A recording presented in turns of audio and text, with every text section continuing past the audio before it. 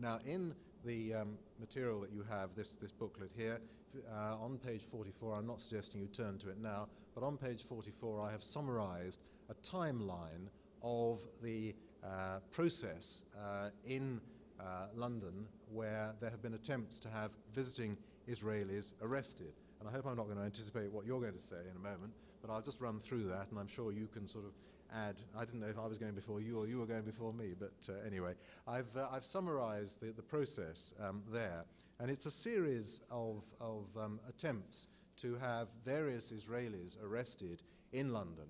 The one that was best known, well, the first one was Shaul Mofaz, who was Israel's defense minister, and lawyers persuaded a judge that just as a foreign minister of a state has immunity from arrest because that's part of diplomatic process, you couldn't have foreign ministers traveling abroad if they were likely to be arrested, so too a defense minister had immunity.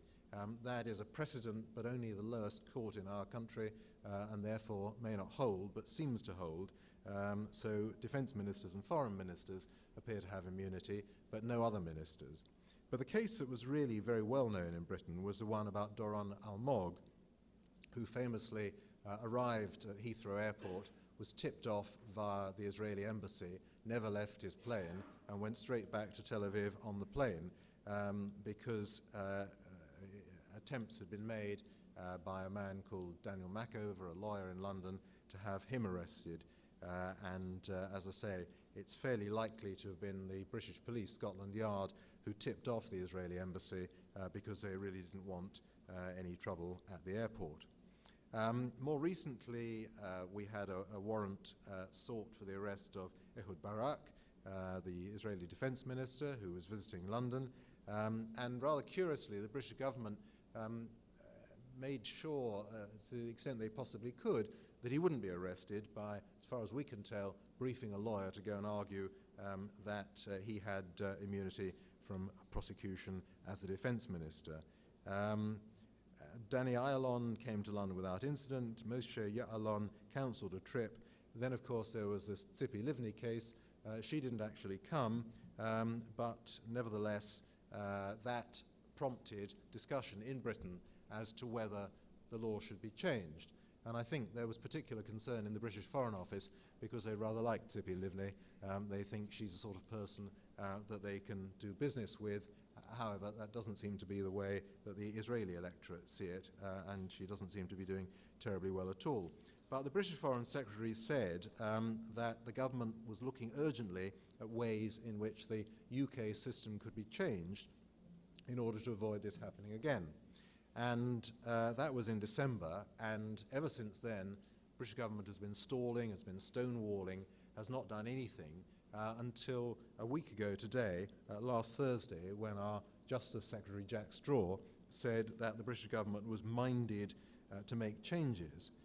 He said the government was concerned about the implications for Britain's relations with other states of the risk that foreign visitors might be arrested on the application of a private individual. The problem was that although consent is required from the British Attorney General for somebody to be prosecuted for crimes under the Geneva Conventions Act, war crimes if you like, it's not necessary for anybody to give their consent before a person is arrested.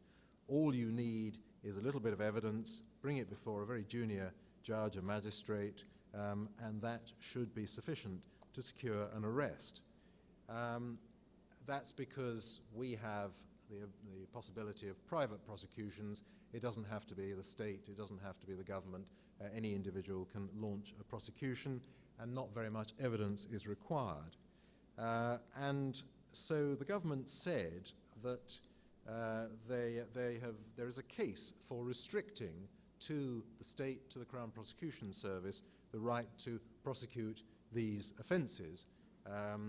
But the last thing that the British government wants to do is to introduce legislation before the British general election expected on May the 6th, and so it has decided that there should be a consultation period of a month, which takes us up to the beginning of April, which is the point at which it's expected the election will be called. So there will be no legislation before the election, and it will be up to the next government to decide. Incidentally, the government has actually been working behind the scenes on this, because I got hold of a consultation document that was sent round on Tuesday, and it lists various proposals for changing the law on universal jurisdiction, and the one it chooses is to restrict this to the Crown Prosecution Service. It would be restricted to cases where the universal jurisdiction offence is alleged to have been committed outside the United Kingdom and by a person who is not a British national or subject to service law. The Crown Prosecution Service is in a subtly different position from the Attorney General, who, although a member of the government, used to be regarded as non-political.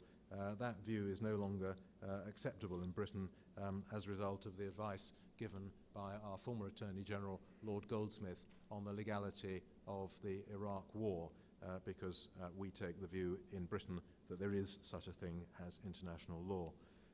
There is a draft clause here which could be added to any bill which would change the law, but it's all up in the air and it's a question for Parliament.